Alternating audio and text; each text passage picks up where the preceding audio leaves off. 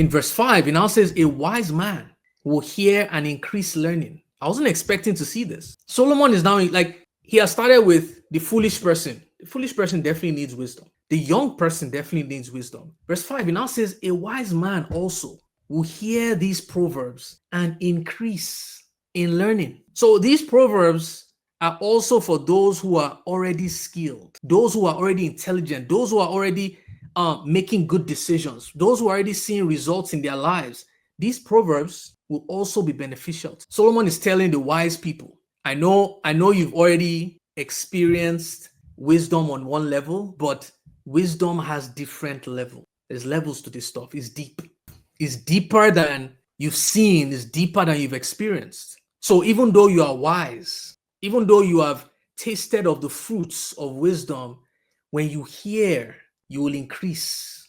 Because what I've realized is that the wise can also fall into pride and become foolish again. Because there are a lot of people who they have experienced and tasted wisdom and they're like, man, this must be the end. This is the best wisdom has to offer.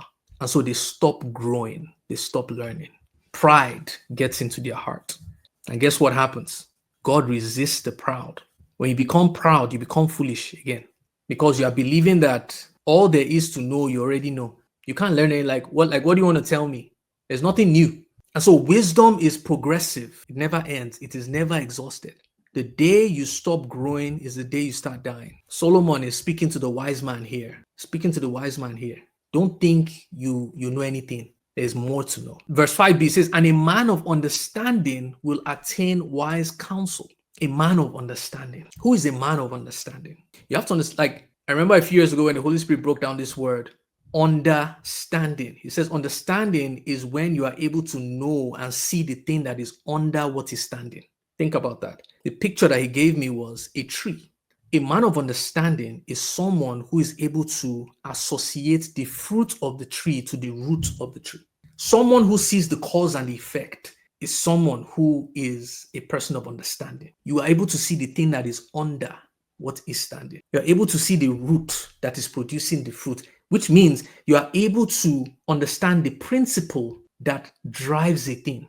That is who a man of understanding is. So this is a principled person, someone who knows the formula for a thing. You see, there are a lot of people who just see things on the surface and all they are seeing is like seeing an iceberg. You see an iceberg and you're like, man, this is like, it's just a peak on the water. A man of understanding will realize that, man, what has produced that peak is times 100 of what I can see. A man of understanding is someone who will interact with someone, and even though they sound foolish, they will have empathy because they will understand that, man, for this person to be speaking like this, what went wrong? How did they grow up? It is why when Jesus walked the earth, he had a different level of empathy when he met with people. When he saw the woman caught in adultery, a lot of people were looking at what happened on the surface. Jesus went beneath the surface. What happened that would make her do this? A person of understanding is someone who is able to see beneath the surface. And it says that when this kind of person hears these proverbs, they will realize their need to attain wise counsel. They will need more people to guide them. Say, man, this thing is bigger than I thought. I need more help. And in verse 6, to attain wise counsel, to understand. You see, I need more help to understand these proverbs and an enigma, the words of the wise and their riddles. You know what a riddle is? Life is like a riddle. And so when you see these proverbs, a man of understanding will recognize the fact that I need more people to help me understand. There's levels to understanding as well. Then in verse 7, remember, Solomon is still introducing all this. It's like he's trying to give us an understanding. These proverbs is powerful. Verse 7, he now gives us a key. It says the fear of the Lord is the beginning of knowledge. It's like Solomon is saying, let me give you the key on how to unlock proverbs that I'm about to share with you. The key is that you need to have the fear of the Lord. That word fear in the original language means to reverence the Lord. It doesn't mean to be scared of God, but to revere his presence, to respect his presence. Because there's a temptation to see these proverbs as simple. There's a temptation to see these proverbs as small and inconsequential, because remember, proverbs are like summaries So you just see a verse and you're like, well, it says in order for you to unlock these proverbs, you need to revere God's presence. You need to understand that you are reading the word of God. John 1:1 says, in the beginning was the word, and the word was with God, and the word was God. It means that when you are studying these words, you are interacting with God. The word is God. So it's trying to warn us reading it that don't take these little proverbs for granted. Treat them like seeds, not like stones. You know, as a seed, a man of understanding will recognize that a seed is not just that tiny thing. A seed is a forest. He's saying, treat these proverbs like you treat a seed. Treat these proverbs like there is a forest inside. Because remember, wisdom has a womb and she gives birth to many children. One of the ways to revere God's presence is to submit yourself. Treat his presence with the utmost respect. And one of the examples I like to give is, how would you, if you had a meeting with the CEO of your company tomorrow, what would you do? When would you show up for that meeting? Would you show up at time? Have a meeting at 9 a.m., you show up at 9 a.m.? Or will you show up 5 minutes before, 10 minutes before? A lot of people treat the presence of God like you are meeting with a random person. When you begin to revere his presence, you begin to treat his presence like you are meeting with the King of the universe. When you set time to meet with God, you get there before time. When you are in his presence, you don't speak. You don't speak more than you listen. You listen more than you speak. He is the one who has the answer to your problem. Why are you talking? He already knows your problem. Why are you talking? Listen. Will you be distracted if you're speaking with your CEO? Your phone goes off and you're looking at it. But a lot of people in God's presence, you're on your phone. I see a lot of these worship, people are worshiping and people are recording. They are recording. I'm like, these people don't know where they are. You obviously have no idea where you are. You are distracted. The moment you begin to revere his presence, wisdom will begin to open up. Wisdom will begin to open up. When you're in God's presence, don't assume you already know. Be open-minded. It now says, but fools despise wisdom and instruction.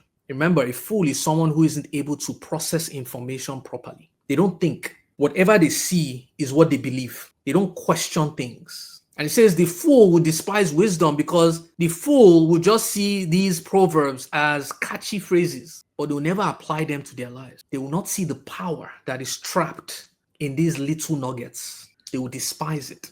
Verse 8, Solomon then says, listen, O my son, hear the instruction of your father and do not forsake the law of your mother. This one hit me because I had a few questions here.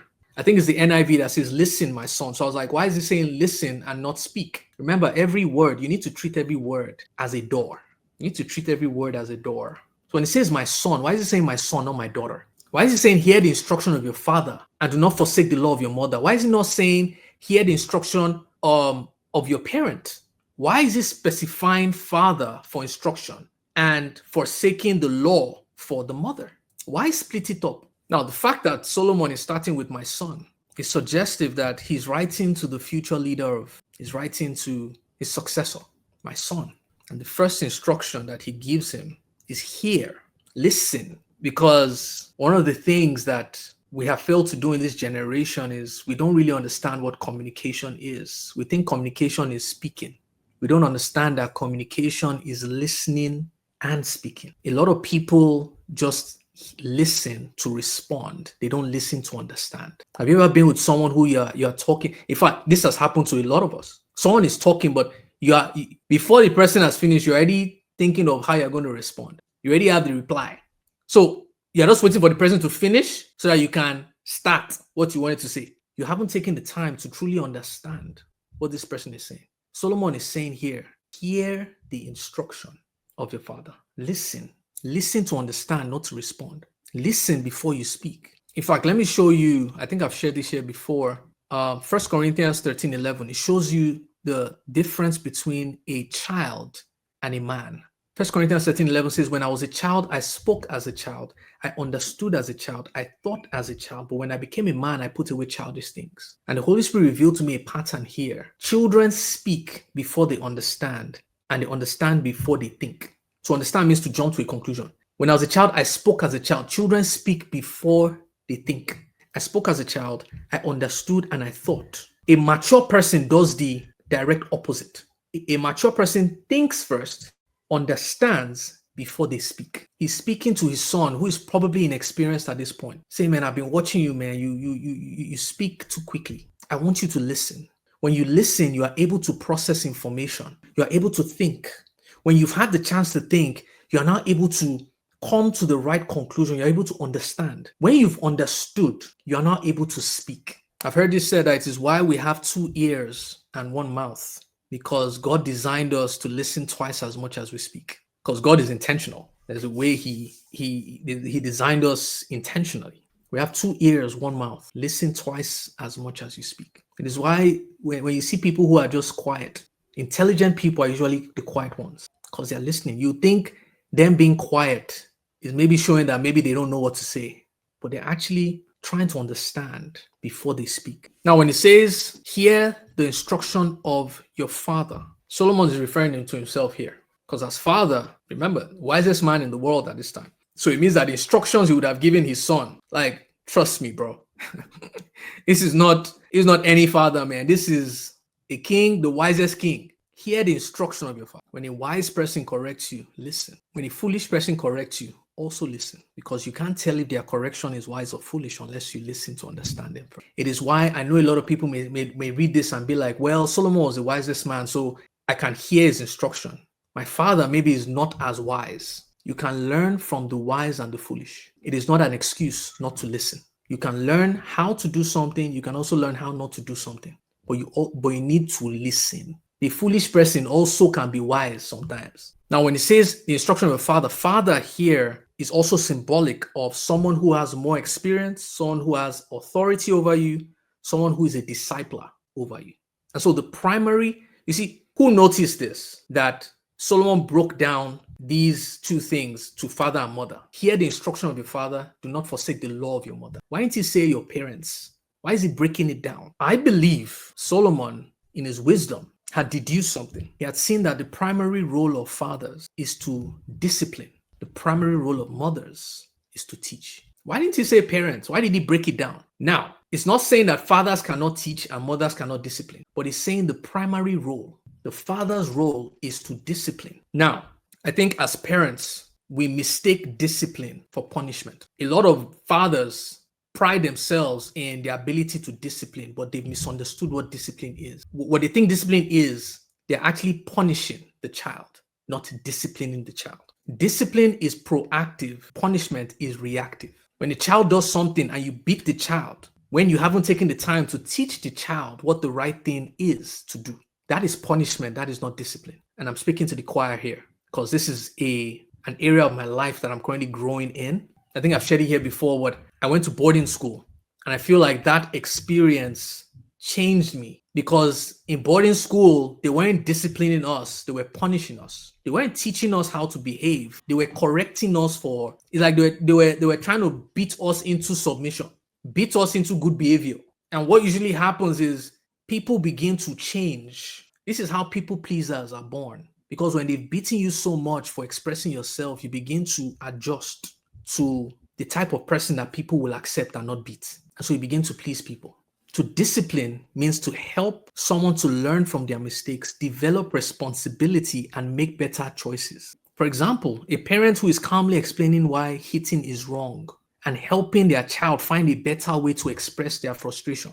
That is discipline. Punishment is that you flog the child. You believe that inflicting pain will ensure that the child doesn't do it again. Guess what? The child may stop, but that action would go away. It will only get expressed in a different way. You will change their behavior, you will not change their heart. Which is why Ephesians 6:4 says, fathers, do not provoke your children to anger. Instead, bring them up in the training and instruction of the Lord. So fathers are here to discipline, not to punish. Mothers, it says, do not forsake your mother's teaching, the law of your mother. That word teaching, or this law, the original language means precept or statutes. When you look at that word statutes, there's a word that sounds familiar there, statue.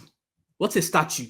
A statue is something that just stays somewhere. It doesn't move, doesn't change. So a statute is a law that doesn't change. These are principles. Do not forsake the principles that your mother has taught you. These are teachings that don't change. Mothers, you're supposed to give principles to your children, not your opinions. You're not supposed to pass down your experiences. You're supposed to pass down principles. There's a pandemic happening because there's a high rate of single motherhood. And what usually happens is that these women begin to talk down on the fathers of the children. They begin to feed the children with lies about their father. Maybe it's even true. Maybe some truths.